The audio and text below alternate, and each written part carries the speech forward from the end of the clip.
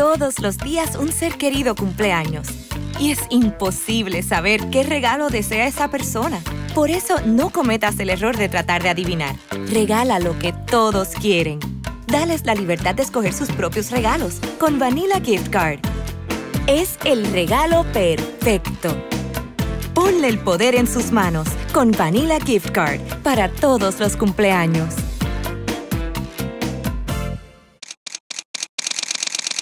Bienvenidos a Bonita Radio. Esto no es un cuento, esta es la verdad. Breves segundos, la periodista Carmen Enita Acevedo estará con ustedes.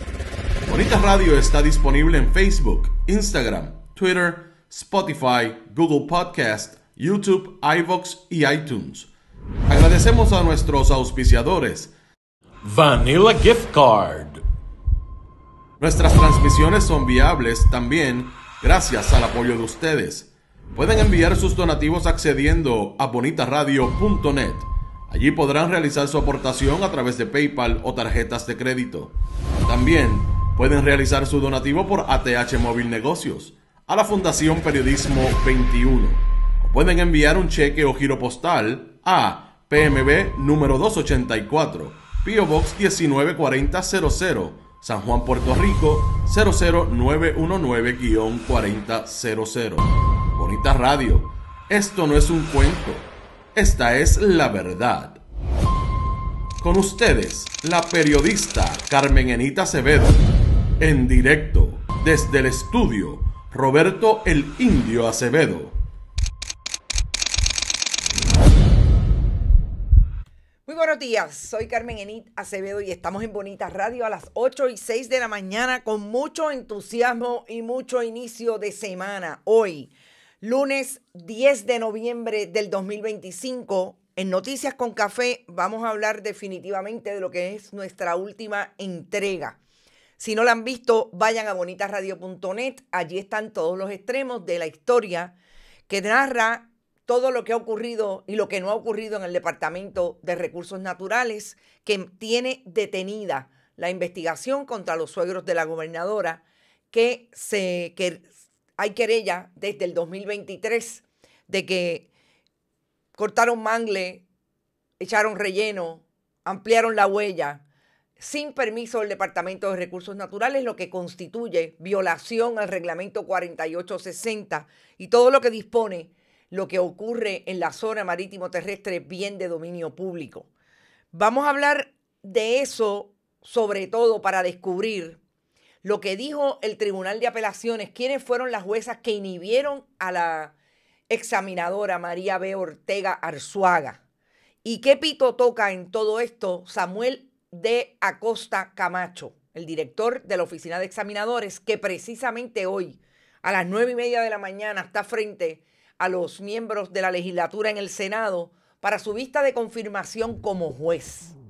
Lo que no ocurre y no ha ocurrido en el caso, gracias a Samuel D. Camacho, que hoy ostenta una nominación para ser juez del Tribunal Superior después que la gobernadora lo nominara el pasado 19 de agosto. Vamos a hablar con el comisionado electoral del PIB. Lo vamos a llamar porque queremos que nos diga cuáles son las letras pequeñas que él alega son las que traquetean el código electoral según lo aprobaron el pasado jueves en sesión a viva voz los miembros del Partido Nuevo Progresista. Todo lo que tiene que ver con esas enmiendas al código que los tres partidos de minoría, Partido Independentista, Partido Popular y Proyecto Dignidad, establecieron que son detrimentales para la democracia, sobre todo todas aquellas que alegan que se prestan para el fraude.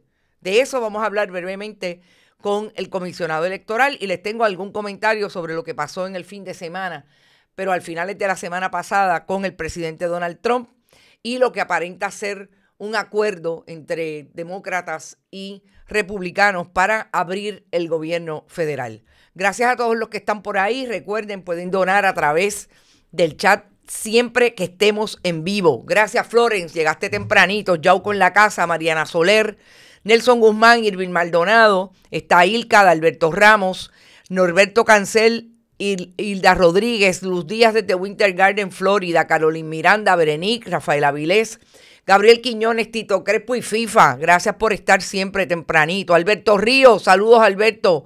María Isabel Santiago, Nereida Ramos, Edgar García, Puerto Rico Fichimanía, María Pérez, Edwin Rivera, Wilda Colón, saludos a Wilda, Rafael Texidor desde Aguadilla, caliente Aguadilla. Este fin de semana vi el superanuncio que tienen de las villas de el Cliff, que tanto hemos investigado con relación precisamente a las violaciones de todo el ambiente. Ivette Grajales está por ahí, Mariana Soler, Nicolás Ortiz, MRH, Bodrogo, Ea Rayo, está todo el mundo. Lilian Ferrer, la diva gitana, Lilian Ferrer desde Chicago, no nos falla la diáspora. Rita Guzmán, ¿para dónde va?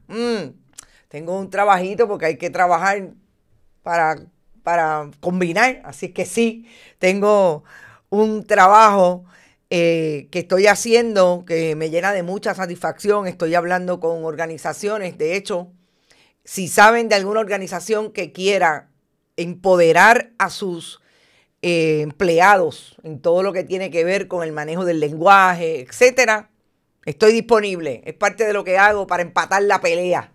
Gracias, Rita, siempre por estar pendiente. Bueno, voy a empezar con el presidente Trump. Y voy a traer primero esta imagen que me pareció poderosísima y la comparto con ustedes tal y como la compartió el mundo del ambiente del periodismo independiente en Estados Unidos. Hacen esta portada del New Yorker estableciendo que esta es la corte de Donald Trump. Como sabemos, la jueza Kagan, la jueza puertorriqueña, Sonia Sotomayor y Ketanji Jackson son las únicas que están votando con el estricto análisis jurídico. Los demás definitivamente son parte de la era de Trump. Y con Donald Trump yo creo que hay que decir dos cosas. Primero, lo que pasó People can sleep again because they can breathe as when they go to bed. Folks whose knees don't hurt. People who don't have heart attacks, renal failure. En medio de esta conferencia de prensa, que el presidente se quedó dormido. Y yo quiero que sepan que no fueron 5 minutos. Fueron 20 minutos el presidente Donald Trump dormido. Esta es la conferencia de prensa que ya habíamos discutido. Que una persona, ahora sé porque ya hay más información, que era representante de Nova Pharmaceuticals, le dio un infarto allí en medio de la conferencia de prensa. En esa conferencia de prensa, Donald Trump se quedó dormido. Ese es el presidente de Estados Unidos. Y no fue 2 minutos, fueron 3, fueron 20 minutos que se quedó dormido.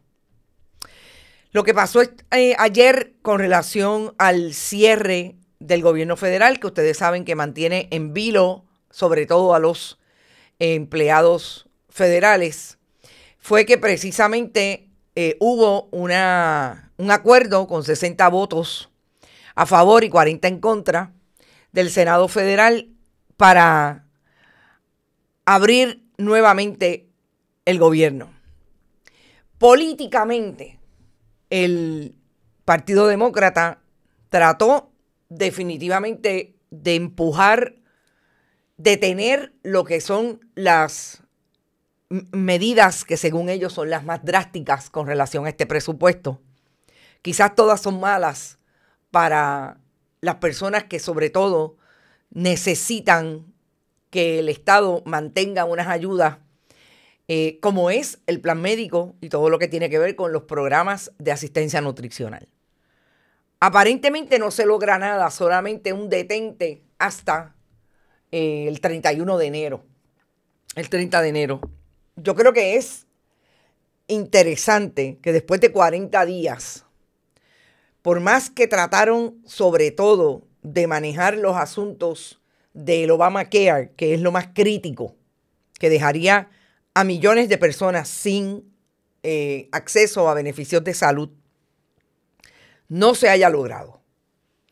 A este punto, yo me atrevería a decir que aquellos que se fueron con la mayoría republicana, que aparentemente son 8 los que les dan la posibilidad de aprobar este acuerdo, 8 demócratas, están, si van a la reelección, en un momento súper crítico desde el punto de vista político, porque deben estar siendo presionados por sus constituyentes, definitivamente. Y más allá de eso, lo que supone que llegue noviembre, diciembre, quizás la época de mayor acceso, como lo vende y lo ha vendido el capitalismo salvaje de Estados Unidos, a las fiestas, a las compras, etcétera. Y que eso sea o haya sido un detonante para tratar de abrir el gobierno, pero definitivamente lo que es más crítico, que es lo que está sufriendo la gente, sobre todo los empleados federales, que se han quedado sin salario y ya llevan 40 días en esas condiciones. Yo creo que por ahí vienen los tiros y que va a ser súper difícil para el Partido Demócrata medir cuánto va a ser y cuánto va a adjudicar la población estadounidense su responsabilidad, ese cierre, al Partido Republicano y al presidente Donald Trump, que definitivamente tiene serios problemas, que está más o menos como la gobernadora aquí con relación a su popularidad. Las encuestas ha bajado él muchísimo, etc. Pero yo creo que va a ser importante de aquí al a finales de enero ver cómo se va a mover la opinión pública estadounidense con este posible acuerdo, pero sobre todo cuando vengan las malas noticias, si es que no logran nada en este periodo para mover la discreción del Partido Republicano y del presidente Donald Trump a no hacer todo lo que quiere hacer para dejar desprovistos a millones de personas de plan médico. Así es que pendiente a ese asunto. A esta hora voy a llamar al comisionado electoral del Partido Independentista, Roberto Iván Aponte. ¿Por qué? El Senado decidió a viva voz traer todas las enmiendas que propuso Tomás Rivera Schatz, aprobarlas en del proyecto 717.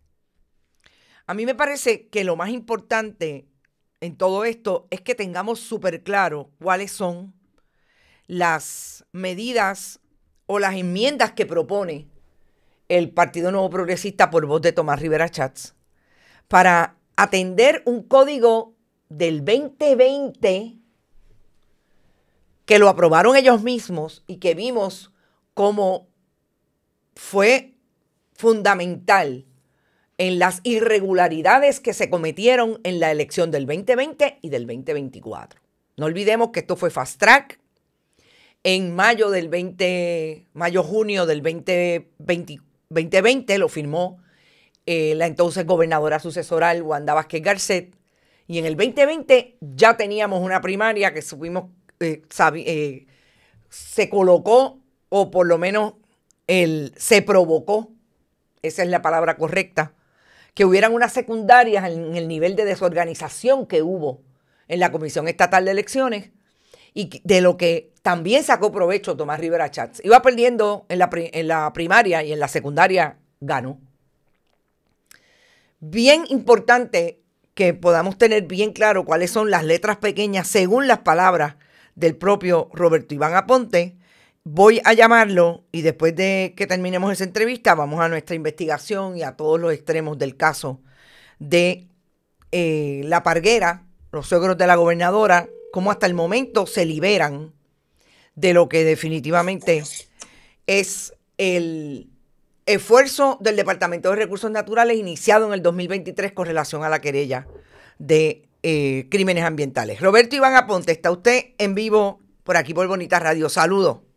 Saludos, Carmen, como siempre un placer estar contigo y un saludo al público de Radio Escucha. Bueno, yo quisiera empezar porque habláramos de lo que definitivamente es en este momento lo que ustedes llaman las letras pequeñas. Es eso que plantea la enmienda al Código Electoral y que fue un proyecto 717 aprobado el pasado jueves. ¿Cuáles son las letras pequeñas? Mira, Carmen, primero, para ponerlo en contexto, claro. Tú lo has cubierto en las últimas 2 elecciones generales, lo que han sido las primarias y elecciones generales, luego de aprobado el Código Electoral que se aprobó en el año 2020, en el verano del 2020, únicamente con el voto del PNP.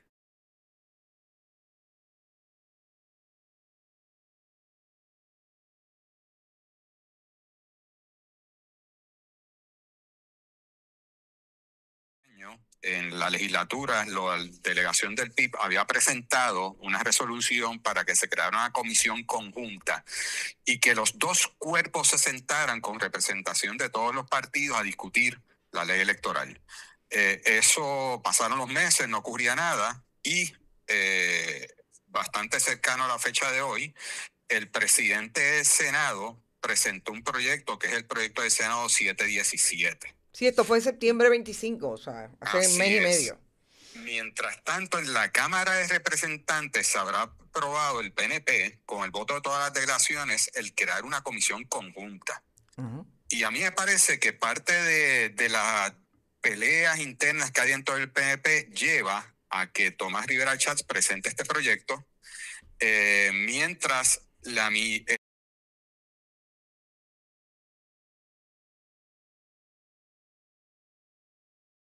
pero no hay duda alguna de que esas propuestas es la artimaña del PNP para perfeccionar para ellos, únicamente para ellos, lo que es la ley electoral.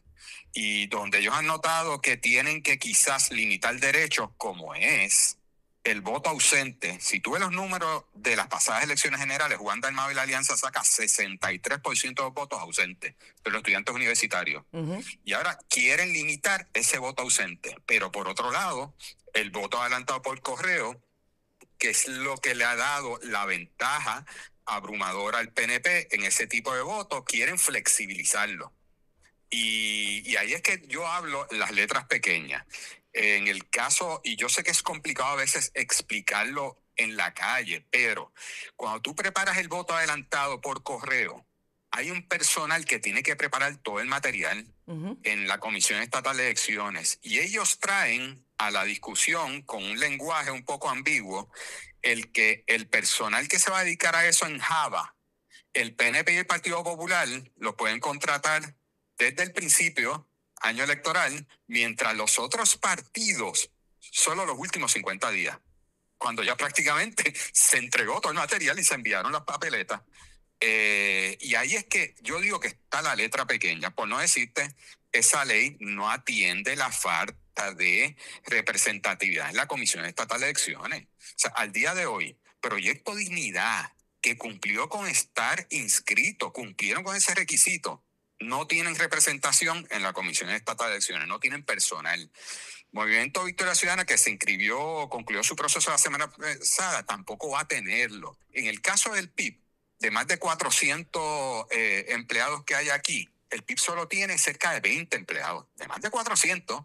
Que tienen todos los partidos. Así es. Entiendo. Hay más de 400 empleados aquí y el PIB solo 20. El resto es PNP y populares. Y ahí es que está, ¿verdad?, entre muchos otros aspectos, la trampa, el truco, que es fácil, ¿verdad? Uno explica que esto va a dar más derechos, sí, que vamos a abrir más HIPs. ¿Por qué van a abrir más HIPs? No es por buena voluntad, es porque, y nosotros lo habíamos planteado desde que se eliminaron las HIPs, hacía falta mantener las HIPs en cada municipio, sobre todo porque en los últimos cuatrenios ya la Comisión Estatal de Elecciones estaba adquiriendo esos lugares de manera gratuita, los municipios lo daban. Pero entonces el Código Electoral del PNP dice hay que bajarlo a 12 HIPs. Entonces se dieron cuenta en estas pasadas elecciones que atender lo que es el voto adelantado sin HIP suficiente a través de toda la isla es un problema, un dolor de cabeza. Esos días cercanos a las elecciones generales, si no tienes una oficina, no puedes llevar a cabo el proceso bien. Así que ahora proponen, en vez de 12 HIP, 40. Que eso está bien, pero ¿quiénes van a estar representados en esas HIPs? A eso iba. Ustedes, en términos de las minorías, no van a estar representadas allí. Mira, ahora mismo hay 17 HIPs. De esas 17, nosotros tenemos un representante de la HIP, pero el resto de HIP que cerraron, todo ese personal PNP y populares, no PIP, sacaron del PIB, pasaron a unas oficinas regionales donde hay lo que ellos llaman una CESI, un centro que atiende al elector. Esa CESI no tiene representación del PIB. De un tercer partido no tienen representación. Así que por eso es que ellos quieren dar la impresión, no, abrimos más. Pero ¿con qué representatividad hay allí? Dicho sea de paso, Carmen, esto no lo sabe la gente, pero mensualmente en cada municipio, cada precinto se reúnen las comisiones locales. Idealmente debería haber representación de todos los partidos inscritos. La ley electoral no le permite a Proyecto Dignidad y ahora Victoria Ciudadana tener representatividad ahí cuando es un tema electoral. Imagínate tú. A ellos dos no, pero ustedes sí. A nosotros sí por estar aquí en la comisión. Por estar en la comisión, exacto. Pero tú discutes allí hasta los fallecidos. El tema de los muertos, que hay que asegurar de que estén muertos, requiere que los comisiones locales de los partidos políticos certifiquen en la comisión local que está muerto, que es esa persona, para entonces uno lo de baja. Y no va a tener representación el Proyecto de Dignidad y Victoria Ciudadana. Así que aquí lo que atiende es asuntos cosméticos solo en beneficio al PNP. Y me parece sumamente lamentable. Licenciado, la última pregunta sería... Ustedes fueron en una carta directamente a la comisión que supuestamente hizo el análisis de esto, que los únicos que fueron los comisionados del Partido Nuevo Progresista y la Comisión Estatal de Electores a hablar bien del proyecto. Y en esa carta fueron los tres partidos minoritarios. En este caso, Proyecto Dignidad, el Partido Popular y ustedes. ¿Hay consenso entre ustedes en todos los asuntos o el Partido Popular está muy contento con que ellos solo estén con el PNP en representación, sobre todo en esas nuevas HIPs, etcétera? Mira, no hay consenso entre ellos esos asuntos y te voy a dar otro. Ya en la legislatura aprobaron, previo a esa vista, PNP y Popular, una legislación que permite que empleados gubernamentales de municipios, que la mayoría son populares, y central, que son PNP, de que cojan varios días previo a las elecciones para atender asuntos electorales, que va a ser esto, el voto adelantado, y se le paga. Sí que estuvieron juntados con ese proyecto, por eso siempre va a haber diferencias, ¿verdad? Pero lo importante aquí, es nuestra intención, es que esa comisión conjunta se siente en todas las partes y se discute todo. Y va a haber cosas buenas que se presenten, cosas malas, pero que haya un diálogo para tratar de haber un acuerdo en consenso. Una de las cosas que no atiende esta ley, y uno no es ingenuo, es la prohibición de las alianzas. No la permite, no abre esa puerta. Y hay muchos asuntos más medulares. Otro ejemplo, Carmen, el tema del voto adelantado, ¿quién puede solicitarlo? Actualmente 60 años. El PNP dice, vamos a bajar los 55. Yo digo, ¿y por qué no bajamos a 18 años? Que el elector tiene derecho al voto de los 18 años. ¿Por qué 55 en vez de los 18? ¿Porque le tiene miedo el PNP a eso? Obviamente le tiene miedo. Y ellos juegan con su demografía. Quisieron bajarlo a 60, el voto adelantado, ahora a 55, pero no bajan más aún. Vamos a hacer los 18 años. Así que si hubiera la buena intención, esa comisión conjunta se discutiría todo. Incluso se puede discutir esas enmiendas que presenta Tomás Rivera Chávez, pero no puede ser a la trágala. Y aquí hay algo evidente. Como dije al principio, hay una pelea interna dentro del PNP.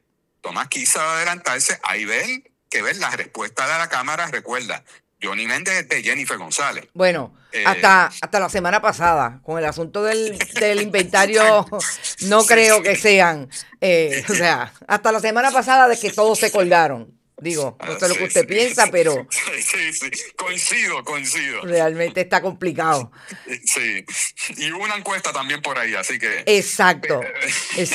Bueno, le agradezco mucho, Roberto Iván, que haya estado con nosotros y bueno, siempre es materia para nosotros de mucho interés que sobre todo si lo identifican, qué va a pasar con ese código. ¿Usted cree que la comisión se lleve la posibilidad de que sea realmente una conversación para poder detener enmiendas o usted cree que le van a pasar el rolo?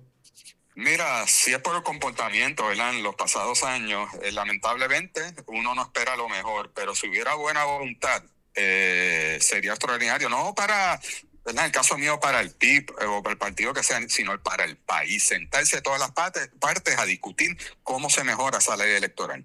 Gracias, muchas gracias por estar. Gracias, Carmen. Seguimos. Bueno, escucharon a Roberto Iván Aponte.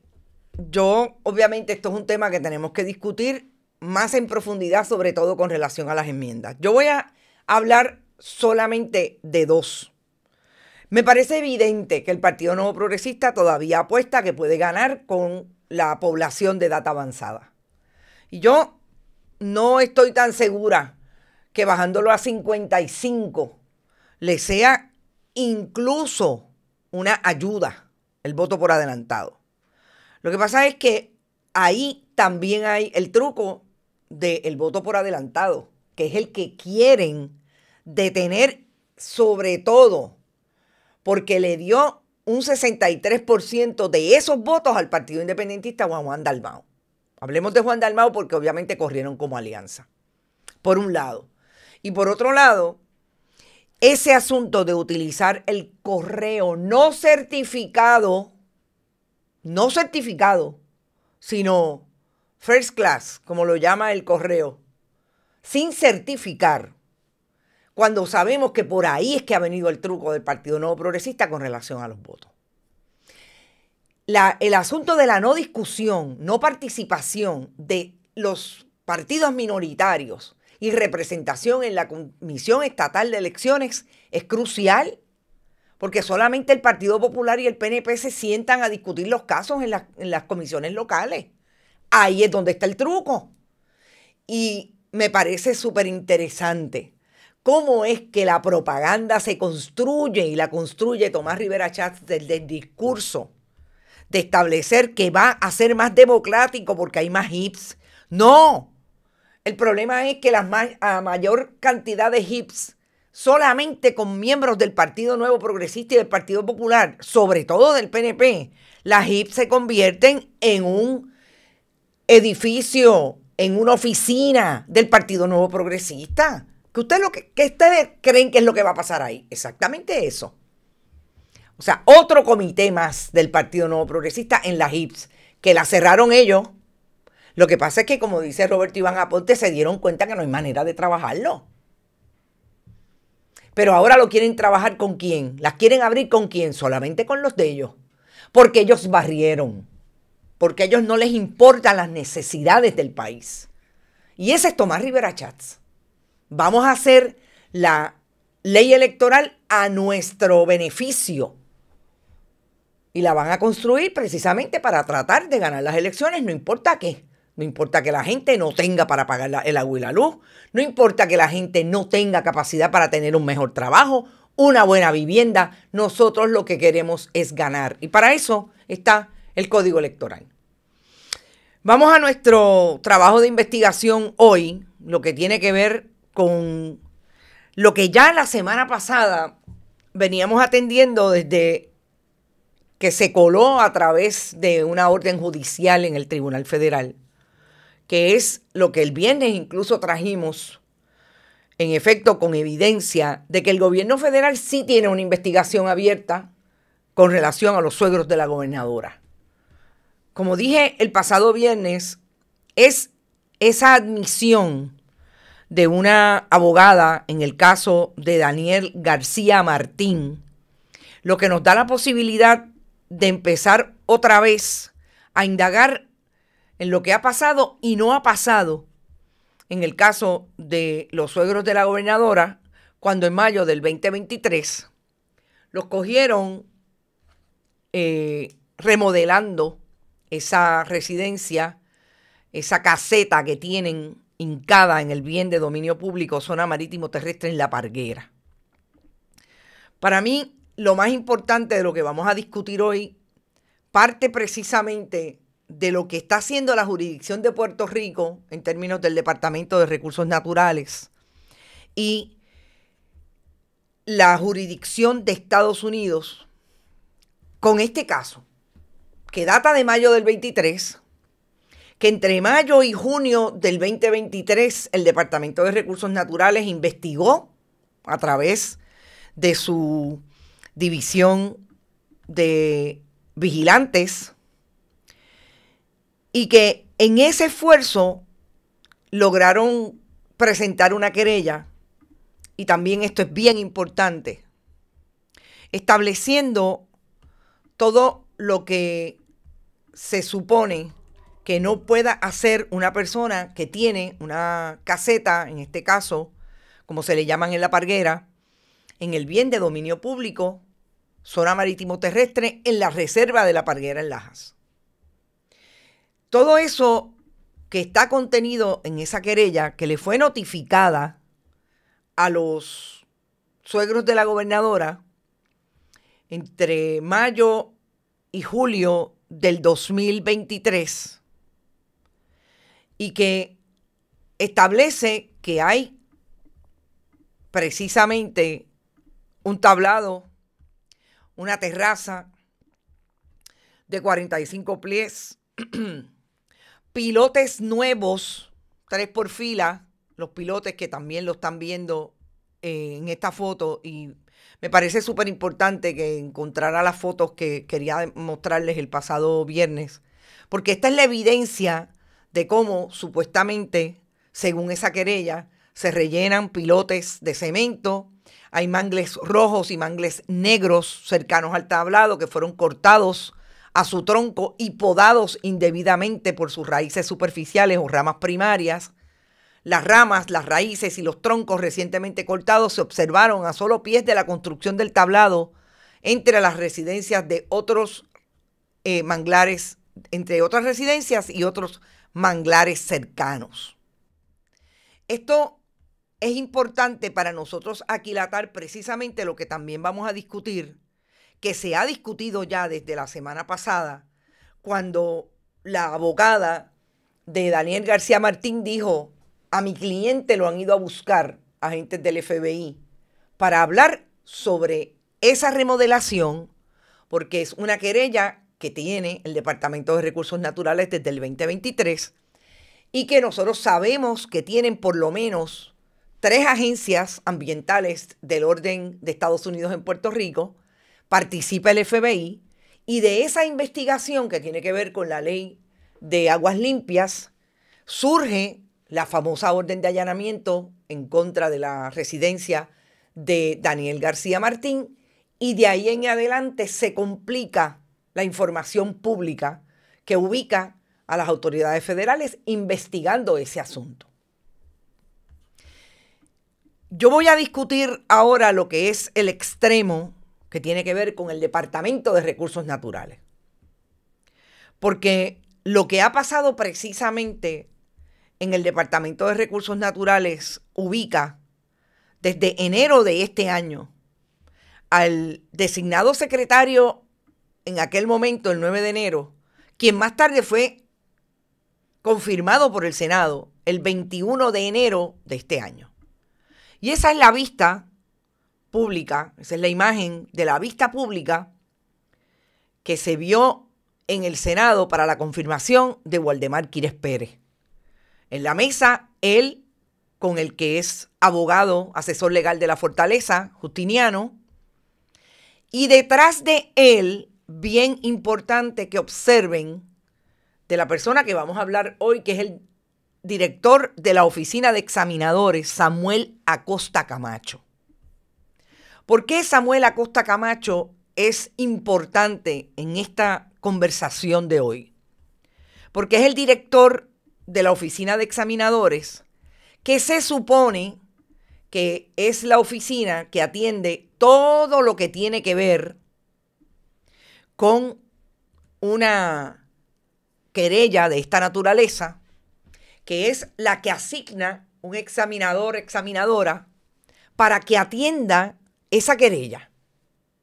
Es la oficina donde se establece el procedimiento a partir de la Ley de Procedimiento Administrativo Uniforme, LEPAO, que tiene que regirse cuando llega una querella al departamento. Los abogados del interés público radican o no una querella, y esta es la oficina que recibe a los abogados, abogadas del interés público y a quien defiende a aquel que está siendo el querellado. Samuel Acosta ahí, en esa imagen, está hablando nada más y nada menos que con el padre de Waldemar Quiles Pérez. Waldemar Quiles, aquel que fue representante del Partido Nuevo Progresista, el que se abrazó con su hijo el día que la gobernadora lo designó como secretario del Departamento de Recursos Naturales. Hay una foto de él con la gobernadora abrazado, los dos Waldemar, porque le habían nombrado al nene. Y esa imagen es importante de el director de la Oficina de Examinadores en esa vista pública, porque lo que se vincula con lo que se vincula a Waldemar Quiles Pérez desde el día 1 tiene que ver precisamente con la orden administrativa que se alega que escribió el director de la Oficina de Examinadores, el licenciado Samuel David Acosta Camacho. Porque esa oficina, de ser la que tiene que investigar la querella y recomendar, se convirtió en la figura de Samuel Acosta Camacho en la toalla más grande para un querellado, que son los suegros de la gobernadora, doña Irma Yabona, y su esposo José del Carmen Vargas. Porque lo que hizo Samuel David Acosta Camacho fue escribir una orden administrativa, que fue la primera que firmó el secretario designado, Waldemar Quiles Pérez. Una orden administrativa que le daría concesión retroactivo. La primera, nunca se olviden de que lo primero que quisieron hacer fue tirarle la toalla completa, total, a los que tienen allí casetas y querellas pendientes, como es el caso de los suegros de la gobernadora. Y de ser una oficina que iba a investigar libre de prejuicio, se convirtió en parte. Más tarde enmendaron la orden administrativa cuando alguien le tiene que haber dicho, es que eso no puede ser retroactivo, tiene que ser prospectivo. La enmendaron para que fuera prospectivo. Pero ¿qué pasó con la querella? Con la querella no ha pasado nada, está detenida. Y es importante establecer por qué está detenida. Está detenida porque, a saber cuál es la petición que le han hecho al director de examinadores, Samuel Acosta Camacho, que no ha nombrado un examinador. Y no es que tenga que nombrar un examinador porque la ley se lo exige, como en efecto lo tuvo en la figura de la licenciada María B. Ortega Arzuaga. Es que además de que la ley se lo exige y no está cumpliendo con la ley el que quiere ser juez, Samuel Acosta Camacho, el Tribunal de Apelaciones emitió una sentencia el pasado mes de febrero 2025, que estableció que María B. Ortega Arzuaga se tenía que inhibir y que cuando se lo pidió motu proprio a la secretaria entonces, Anaís Rodríguez Vega, y la secretaria le dijo, no lo acepto la inhibición porque estaba haciendo su trabajo, el Tribunal de Apelaciones fue por encima y dijo que fue un abuso de la discreción de parte de la secretaria no aceptarle la inhibición a la abogada.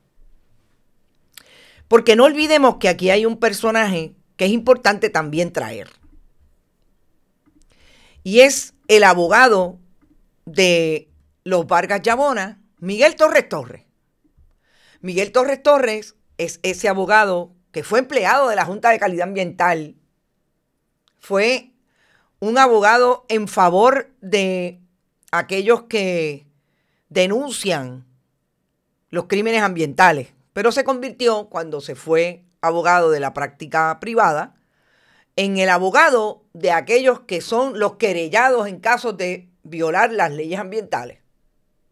Y Miguel Torres Torres, todo lo que hizo en el procedimiento a partir del 2023 contra los suegros de la gobernadora fue precisamente no traer prueba y no contestar los requerimientos de información de la examinadora por un lado y la presentación de la prueba y no contestarla, no cuestionarla, sencillamente no comparecer cuando los abogados del interés público, entre ellos la licenciada Mildred Sotomayor y el que era entonces el director de su oficina, porque compareció, Rafael González, compareció y estaba allí al ladito de ella en las vistas, nunca contestó nada de ese descubrimiento. Se dedicó a seguir retrasando el procedimiento.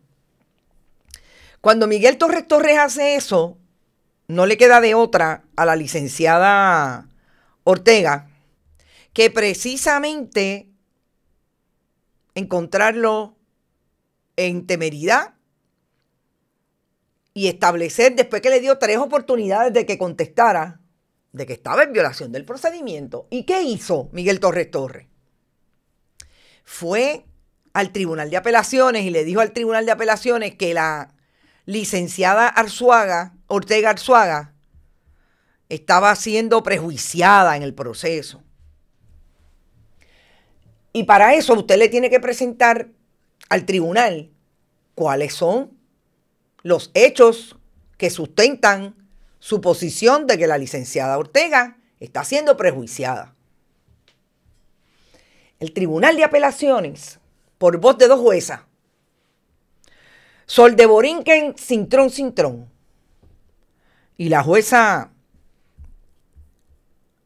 entiendo que se llama Berenice, que es la única, Barresi Ramos, es la única que tengo en fotos porque, bueno, tengo a la jueza disidente que vamos a hablar de ella. Esta jueza, la jueza Barresi Ramos, es una jueza nombrada precisamente por Eileen Barresi Ramos, por la entonces gobernadora sucesoral Wanda Vázquez Garcet en el 2019. No, perdón, en el 2020. Y la nombró para un ascenso, la nominó para que le dieran un ascenso. El problema es que a esta jueza, la comisión de evaluadora de la rama judicial, no le recomendó el ascenso. ¿Y se quedó? No se quedó, claro que no. La nombraron como quiera. Y es jueza del Tribunal de Apelaciones. Pero ya una comisión en el 2019, evaluadora de jueces de la administración de tribunales, le había dicho no. Pero como quiera, es jueza del apelativo. ¿Qué hicieron estas juezas? No fueron al nitty-gritty, a los sustantivos. Dijeron que cuando la secretaria Anaí Rodríguez Vega le dijo que no se podía inhibir a la examinadora, abusó de la discreción, que eso no le competía. Erró. No le concedió lo que entonces una jueza del mismo tribunal, del mismo panel, escribió disintiendo y estableciendo por qué estaba disintiendo, por el expediente. Es una joya, está en esa historia y deben leerla. La sentencia del Tribunal de Apelaciones tiene una mayoritaria de estas 2 juezas, Sol de Borinquen Cintrón y Barresi Ramos, Eileen Barresi Ramos. Pero tiene una tercera opinión disidente que dejó claro en unas 20 páginas la jueza por qué estaba en desacuerdo. Y lo más interesante, que yo creo que le hace justicia a este caso, es precisamente que esta juez hace una narración de todas las instancias en que la examinadora María B. Ortega le da todas las oportunidades a la defensa de los suegros de la gobernadora de defenderse, de contestar Y sencillamente hicieron caso omiso, porque ellos no querían ver el caso. Entonces, cuando la jueza trae toda la narración, dice, por ejemplo, lo que pasó el 15 de mayo, cuando la oficial examinadora dejó sin efecto la vista en su fondo y expuso que se estaría evaluando las solicitudes interpuestas por los querellantes, que son definitivamente los abogados del interés público, que son los que van contra los suegros de la gobernadora, los que tienen la evidencia. Después que hace toda la narración, la jueza Monsita Rivera Marchán dice específicamente en la página 17, y leo: resulta necesario aclarar que el funcionamiento efectivo de nuestro sistema judicial y la pronta disposición de los asuntos litigiosos hacen necesario que los funcionarios que presiden las vistas ostenten gran flexibilidad y discreción para lidiar diariamente con el manejo y la tramitación de los asuntos judiciales.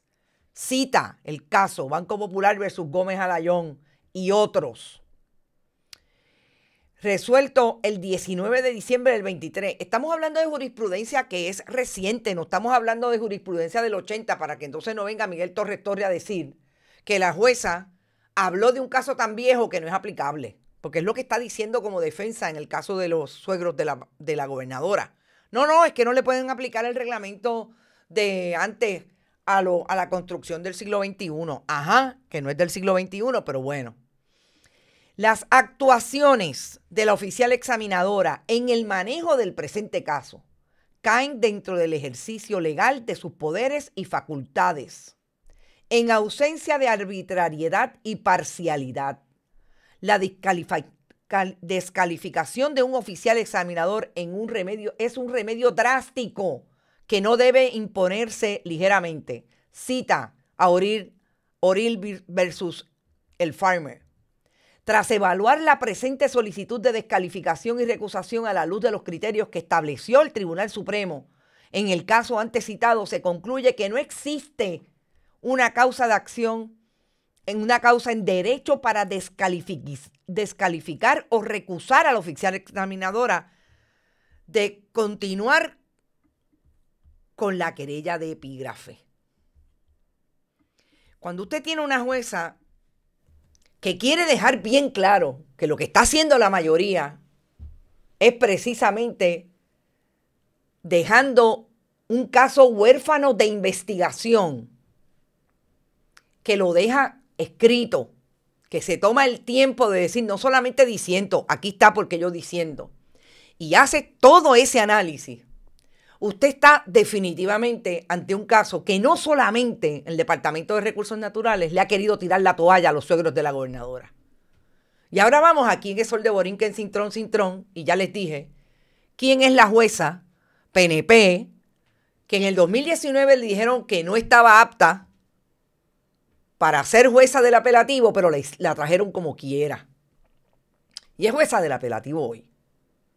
Sol de Borinquen, Cintrón es nada más y nada menos que la esposa de Pedro Rosario Uldá. Sí, aquel que fue el secretario de prensa de Pedro Rosselló, que si me está escuchando, estudió conmigo y él sabe lo que yo sé de cuando era estudiante. Él sabe lo que yo sé que pasó en la Escuela de Derecho y en la Escuela de Comunicación cuando era estudiante. Y Pedro Rosario Uldá es uno de los más activistas PNP, y lo siento, juez, pero hay que decirlo.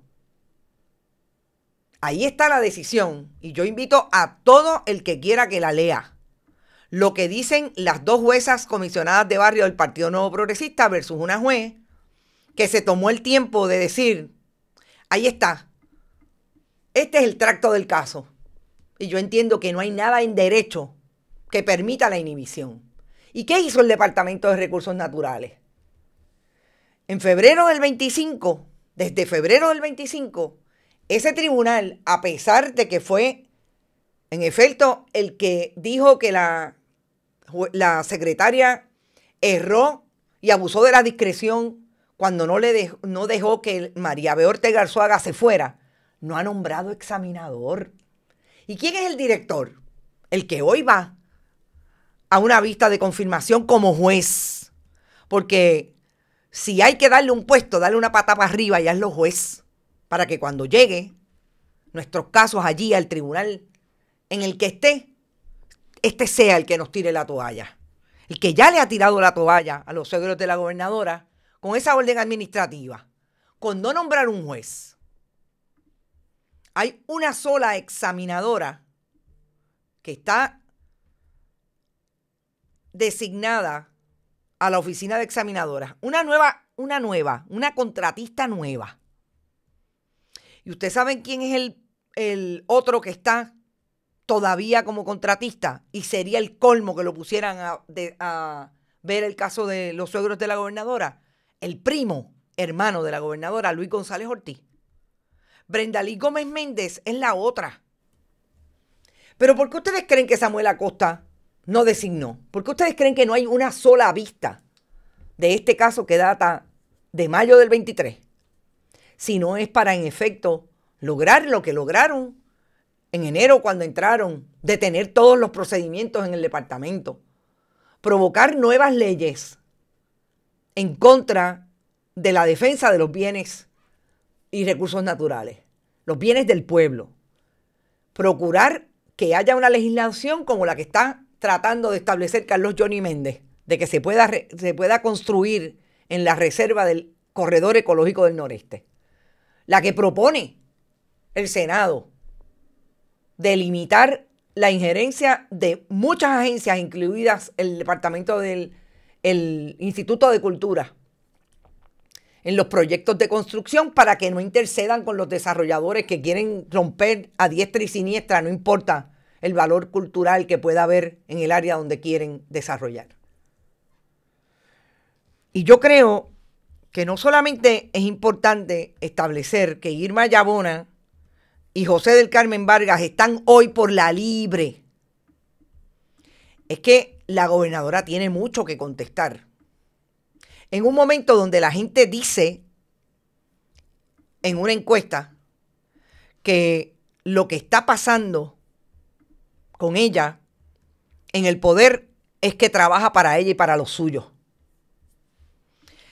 La gobernadora de Puerto Rico tiene dos imágenes que para mí son importantes en el contexto del caso de su suegro. Esta foto en diciembre del 2016, cuando fue electa por primera vez comisionada residente. Fíjense desde cuándo Jennifer González, por lo menos públicamente, está yendo a la Parguera. Y esta foto del 2022, cuando ya estaba supuestamente comprometida con José Jovín Vargas, que es el hijo de aquellos que tienen por lo menos 2 casetas en la Parguera. Se habla de la 27 y la 48. Sobre todo, siempre digo que lo más importante para mí es que fue Irma Yabona quien nos dijo, bajo juramento, le dijo al tribunal, pero obviamente nosotros hacemos referencia a lo que una testigo dijo bajo juramento en un tribunal, que tenía 2, no era una, 2. Y hay una escritura de compraventa del 2017 de una caseta 27 y faltaría por ver dónde está la 48. Así las cosas, gente. Yo creo que lo más interesante es qué va a pasar con todo aquel que ha tenido la oportunidad de detener esta investigación. Pues miren, hoy Samuel Acosta tiene vista en el Senado de confirmación. Le preguntarán sobre eso. Hay un asunto pendiente que la compañera Sandra Rodríguez Coto también trajo en septiembre de este año, que tiene que ver con un referido a justicia y a ética del 2020. Y Samuel Acosta nunca ha sido entrevistado por ética, pero sí fue entrevistado por ética en relación al asunto de la orden administrativa de la Parguera. ¿Qué ha pasado? Nada. El Departamento de Justicia, Nada. Lo refirió a Ética. ¿Qué hizo Ética con la otra investigación del 2020 que habla de transacciones de personal fraudulentas, ilegales? Nada. Y Tomás Rivera Chats dice que cuando ellos gobiernan son buen gobierno. Yo creo que debe cambiar el eslogan, el lema. Cuando nosotros gobernamos, somos el gobierno del truco. Ese es el Partido Nuevo Progresista hoy. Ahí está toda la evidencia. Ahí están las sentencias, sobre todo documentos del tribunal, de las que votaron a favor, cómo ejercieron la interpretación, solamente adjudicándole abuso de discreción a la secretaria, sin entrar en un expediente que más tarde, entonces, en ese mismo caso, la jueza Monsita Rivera Marchán dijo, fíjate, el expediente no dice eso. Todo lo contrario, el expediente habla de por qué debió haberse quedado la examinadora María B. Ortega Arzuaga. Pero el gobierno de Puerto Rico, Jennifer González, le debe muchas explicaciones al país de cómo es que se regenta su administración hablando de las querellas que son contra los suyos, porque esos son sus suegros, le guste o no, sí, familiares políticos. Por más que quiera distanciarse, estos son los suegros de la gobernadora. José Joaquín Vargas está perdido desde que se está hablando de este tema. Interesantemente, y lo voy a dejar consignado, el sábado yo vi a la gobernadora entrando al centro médico. ¿Quién estará en el centro médico? ¿Qué pasaría en el centro médico? Habían como 3 punteros. Punteros son los policías que siempre van al frente y atrás porque ella se mueve con 2 camionetas enormes. Pasó una primero, que me imagino que fue la primera que llegó, y después 2. ¿Qué estará pasando en el centro médico? Dice Sandro Infanzón, Ilka, le estás pidiendo peras al olmo. No sé de qué están hablando. No los he saludado mucho totalmente hoy, pero bueno, ustedes saben que siempre estamos aquí. Me parece que hoy esa vista pública debería, si dejan a los legisladores hablar, yo pensaría que no solamente las delegaciones de Proyecto Dignidad y el Partido Independentista, pensaría que el senador independiente también le haría preguntas a Samuel Acosta, precisamente, ¿qué pasó con la investigación del 2020? ¿Qué pasó? Que usted no ha designado un examinador. La sentencia de las juezas que le tiraron la toalla violentamente a los suegros de la gobernadora, retirando a la examinadora que tenía ese caso por 1 año y medio, también dice que se devuelve el caso al departamento para que asignen un examinador nuevo. No están en desacato de esa sentencia que ordenó el Tribunal de Apelaciones. ¿O es que aquí el Tribunal de Apelaciones dicta y la administración de Jennifer González se lo pasa por el forro? De eso estamos hablando. Nos fuimos. Gracias por estar. Gracias por apoyar nuestro proyecto. Recuerden que siempre pueden ir a través de este chat cuando estemos en vivo y pueden donar lo que quieran y puedan.